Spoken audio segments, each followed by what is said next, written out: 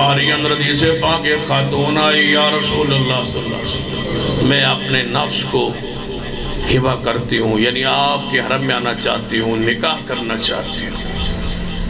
نبی علیہ السلام نے کہا مجھے ضرورت نہیں ہے اس وقت نکاح کی، مزید مجھے ضرورت نہیں ہے۔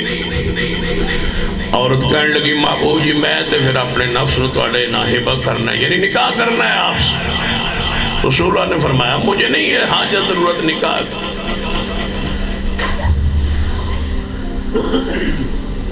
دوسرے نکاح کی اجازت ہے، تیسرے کی بھی اجازت ہے، چوتھے کی بھی اجازت ہے۔ ان چار پہ یک وقت بیویاں بندہ رکھ سکتا ہے، لیکن اس صورت میں کہ انصاف کر سکتا ہے۔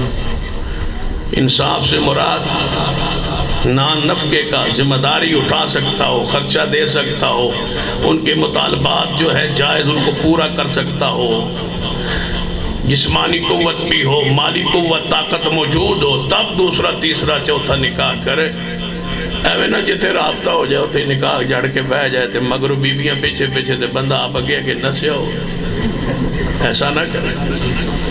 قیامت والے دن ایک سائیڈ فالج زدہ ہوگی اس بندے کی جس بیوی کی حقوق ادا نہیں کرتا۔ انصاف ہے اولاد کے درمیان بھی اور ازواج کے درمیان۔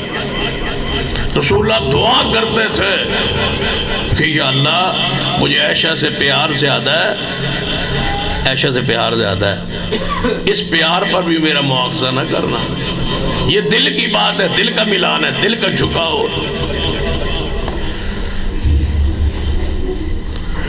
طاقت ہو استطاعت ہو تو نکاح کریں۔ نبی علیہ السلام نے فرمایا اس وقت مجھے ضرورت نہیں ہے، میری بیویاں موجود ہے، مجھے نہیں ہے ضرورت نکاح کی۔ ایک صحابی کہنے لگا یا رسول اللہ صلی اللہ علیہ وسلم اگر آپ نے نہیں کرنا تو پھر میری شادی کرا دیں اس عورت سے۔ فرمایا یا رسول اللہ میرا نکاح کرا دیں، کوئی تکلف نہیں ہے۔ فرمایا اچھا کوئی حق مار کے لیے چیز ہے تیرے پاس؟ جی یا رسول اللہ صلی اللہ علیہ وسلم کچھ دیکھ لیتے ہیں۔ فرمایا جا کوئی چیز ہے؟ یا رسول اللہ کوئی سونا وغیرہ تو نہیں ہے؟ فرمایا کوئی لوہے کی انگوٹھی تو ہوگی نا؟ یا رسول اللہ ہو سکتا ہے مل جائے۔ گھر گیا واپس آیا، یا رسول اللہ لوہے کی انگوٹھی بھی کوئی، کتنا غربت ہوگی، کتنا فقر ہوگا کہ لوہے کی انگوٹھی بھی گھر موجود نہیں۔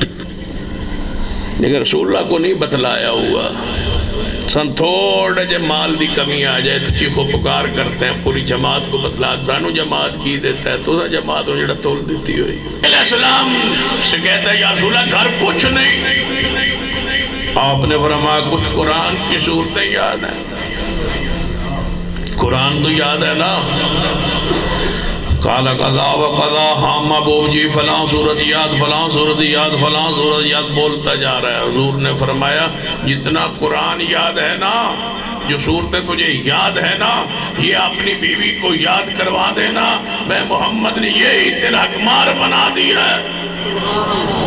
جو پیغمبر 4 آنے 10 آنے 1 درہم کا دینار کا یا سونے کا چاندی کا تولے کا ایک جناب ماشے کا بھی امت پہ بوجھ نہ ڈالے، امت کو تکلیف نہ دے، اور بغیر کسی مالی طاقت کے پیغمبر قرآن کی تعلیم کو بطور اجرت بطور معاوضہ رکھ کے حق مار کرا دے کہ نکاح کر دے، اتنی بھی امتی کو تکلیف نہ دے۔ یہ ہونا ہونا ہے تو انشاءاللہ قیامت نو ڈر رہی کوئی نہیں۔